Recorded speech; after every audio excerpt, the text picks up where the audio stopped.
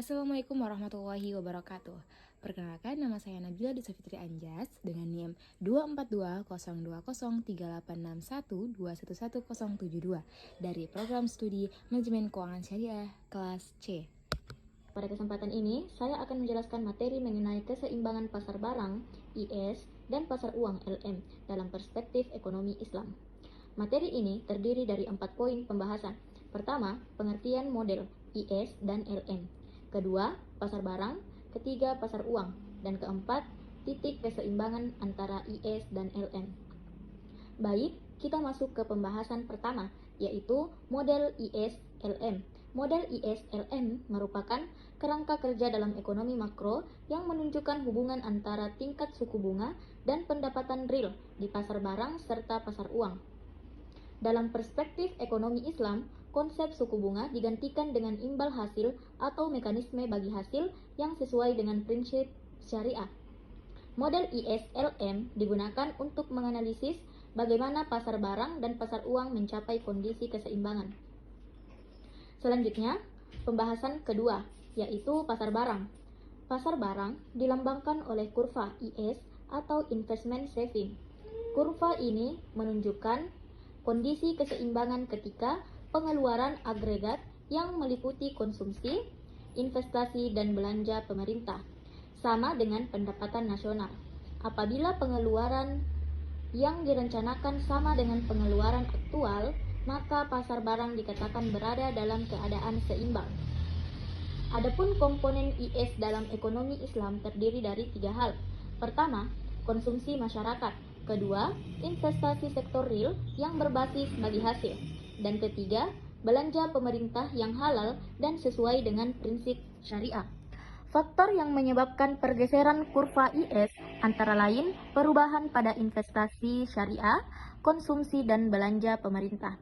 Jika ketiga komponen tersebut meningkat, maka kurva IS akan bergeser ke kanan, yang menunjukkan pertumbuhan ekonomi. Sebaliknya, jika investasi syariah, konsumsi, dan belanja pemerintah menurun, maka kurva IS akan bergeser ke kiri, yang menandakan melemahnya kondisi ekonomi.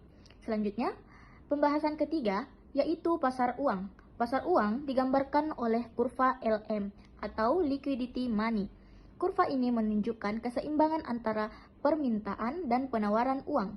Dalam ekonomi Islam, konsep suku bunga digantikan dengan mekanisme bagi hasil serta instrumen keuangan yang sesuai dengan ajaran Islam. Komponen LM dalam ekonomi Islam meliputi beberapa instrumen. Pertama, komponen LM dalam ekonomi Islam meliputi beberapa instrumen. Pertama, Sertifikat Bank Syariah Indonesia atau SBSI.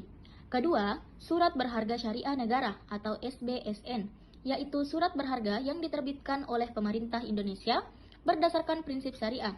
Ketiga, Giro Wajib Minimum Syariah, yaitu dana minimum yang wajib dipelihara oleh Bank Umum Syariah dan unit usaha syariah dalam bentuk saldo giro di Bank Indonesia. Dan yang terakhir, pembiayaan Bank Sentral Syariah, yaitu fasilitas pendanaan yang diberikan oleh Bank Indonesia kepada bank syariah untuk menjaga stabilitas sistem keuangan. Faktor yang menyebabkan pergeseran kurva LM adalah perubahan tingkat likuiditas. Ketika terjadi peningkatan likuiditas seperti meningkatnya jumlah uang yang beredar, maka kurva LM akan bergeser ke kanan. Sebaliknya, apabila terjadi penurunan likuiditas, misalnya akibat kenaikan tingkat harga, maka kurva LM akan bergeser ke kiri. Nah, pembahasan terakhir adalah titik keseimbangan IS dan LM. Titik keseimbangan ini terjadi ketika pasar barang dan pasar uang berada dalam kondisi seimbang secara bersamaan. Titik ini menentukan tingkat pendapatan nasional serta tingkat imbal hasil yang konsisten antara pasar barang dan pasar uang. Sebagai kesimpulan, model IS-LM tetap relevan diterapkan dalam ekonomi Islam sebagai alat analisis keseimbangan makro antara pasar barang dan pasar uang. Wassalamualaikum warahmatullahi wabarakatuh.